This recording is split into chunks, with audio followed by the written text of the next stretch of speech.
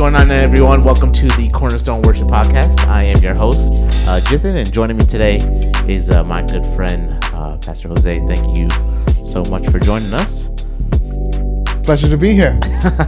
So today's podcast is really focusing in on the relationship between a pastor and a worship leader and how that is vital, not only for your team, but for your church and the culture that you're trying to build in there as well. But before we get into that, Pastor Jose, why don't you tell us just a little bit about yourself, just, who you are and what you've been up to and stuff like that. I'm a church planter. During the day, I'm a teacher. And I am a family man. That's about it. Okay. Very simple. There you go. Yeah. Cool. So going into that, my first question I have to you really is, why do you think it's important, or what benefits have you seen in terms of having a strong relationship between a pastor and a worship leader?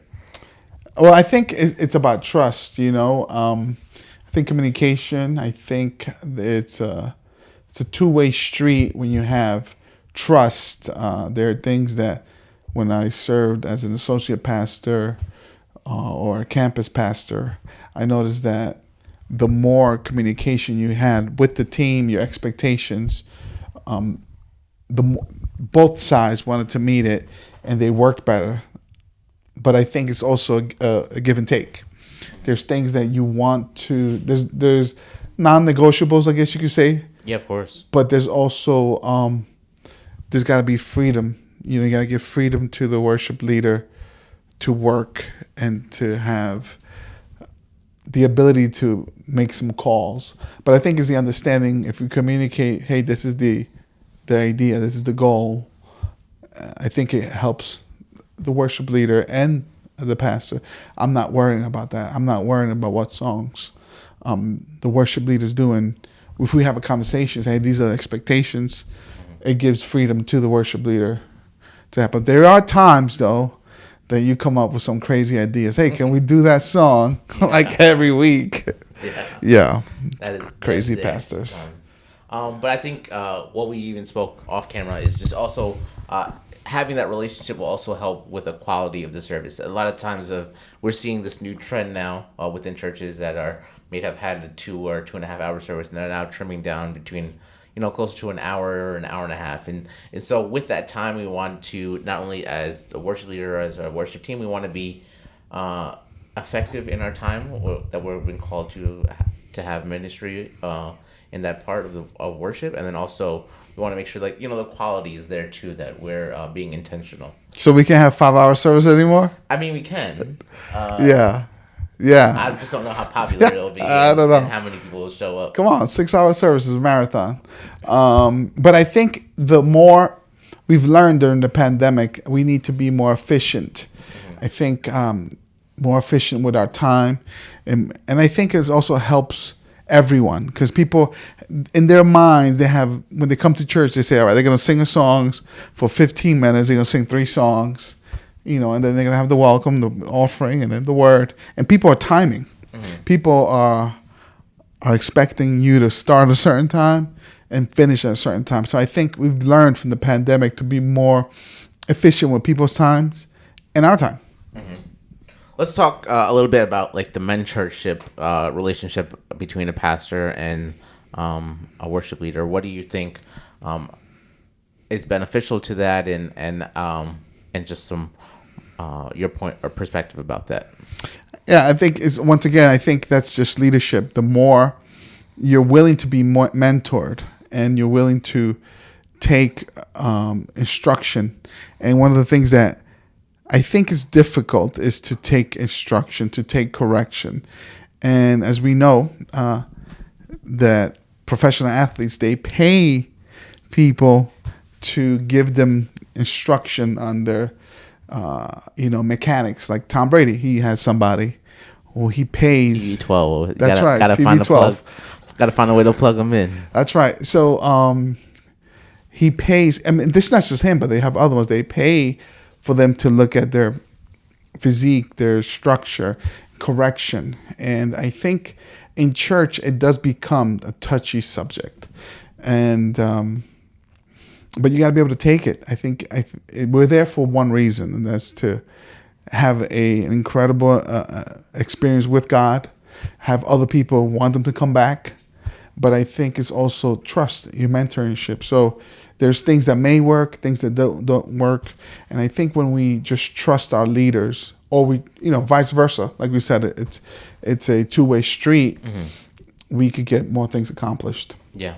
I think also just on the perspective of a worship leader or a worship team, doing what we can to play our part as far as helping with the coordination of things as well. Like, for instance, if they're preaching on a certain topic or a certain series, or even sometimes a certain time of the year. Like, if I think back on a popular season is Thanksgiving and being thankful. And so sometimes songs like Goodness of God and things like that, that might tie in with the theme or the series that you're going into as a pastor. We as a worship leader or as a worship team can help facilitate that same theme as well. And also, even if you look at service specific, some churches, have a dedicated, first week or third week for communion. And so maybe trying to tie some of the themings of the songs that we do around that communion, time, or that time frame within the Bible that we can also sing about as well. That kind of helps, again, just make it a more cohesive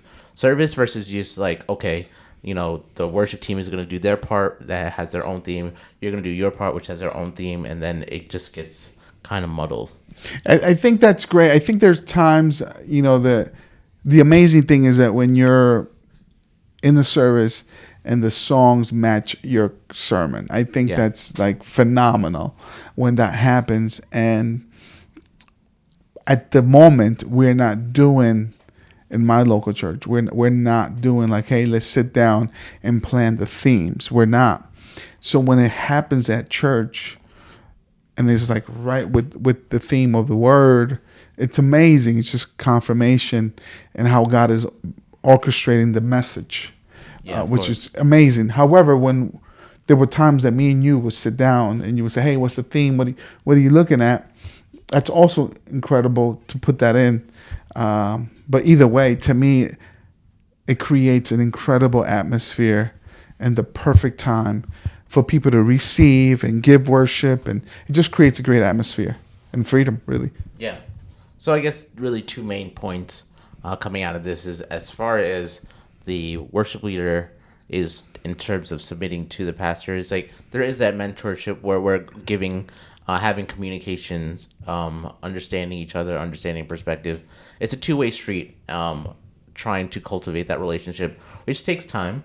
But I think is very important to do, because as the worship team and as a worship leader and the pastor as being somewhat larger figureheads within the spectrum of the service, it's good that we're, aligned in terms of knowing where the direction of either specifically where the service is, or even on a grander scheme, understanding where culturally where we are looking to bring the church in, whether it's, whatever season we're going through, or if it's the beginning of the year, and the tone that we're trying to set. It has to do with expectations, and it has to do with communication. I think the more time you spend with the person, with the team, expectations, and you say, hey, this is where we want to be. Of course, as a pastor, you have certain things, and as worship leaders, you have certain things. I respected the fact that when we worked together, you were very detailed and hardworking. I want to tell you that. Hardworking and detailed behind the scenes, and you made it seem so effortless. You and the team, which we've been blessed by that. And a lot of people don't see the behind the scenes that you do, the worship leaders do, and I have, because I happen to be married to one. And I've always said that worship team and the worshipers, they have another service that they do on their own, and most people don't see that. Only if you're in it, you understand. And I was blessed by that. But there's other work that you guys do besides that.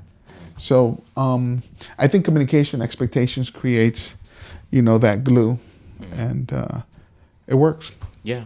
And then as far as a worship team, also something that in terms of like a last thought that we've even discussed is, try to have a holistic approach when it comes to your worship set too, right? So like, sometimes we've talked about throwing an oldie but a goodie in there, right? That's like a term that we've thrown in there because we want to understand the entire spectrum of the church too, Yeah. right? Understanding your entire demographic. Not everyone might know the most recent Maverick City song, or, whoever is the most trending, artist. Having the ability to find a way to reach the entire church so that the entire church can get into that time of worship is also key as well. Yeah, and once again, is expectations. If you say, "Hey, we should do this and do that," I think it works because not everybody listens to new music. You know that we like our oldies. We do, and most of the church likes because they know they don't have to look at the words. Yeah, and they could just engage. Yeah. And I think that's another part. But as musicians that you guys are. You guys like a challenge and you guys, want to progress and grow, but the congregation doesn't I don't think they keep up with it. Yeah.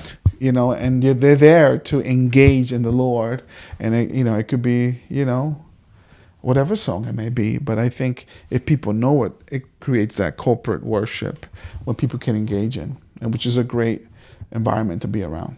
Yeah, of course. So, really, as a worship leader, I would encourage you, or even as a music director, really be engaged with your pastor. Spend that time, be dedicated into trying to grow together, to learn from each other, and also, as a worship leader as well, be holistic in your approach in terms of thinking, song selections and things like that. How can you be effective and engaging not only to one specific demographic, but the whole church, so that they can all come with you on this journey of us trying to reach the Lord, to engage, whether it's an hour service, an hour and a half, 5 hours, whatever your church decides on doing. We're not gonna talk about the hymns. Oh, It's not this episode. Next episode. Oh, Next okay. episode. Okay. Yeah. All right. I think that's it for tonight or today. Thank you so much for coming out, and we'll talk to you guys soon. Take care.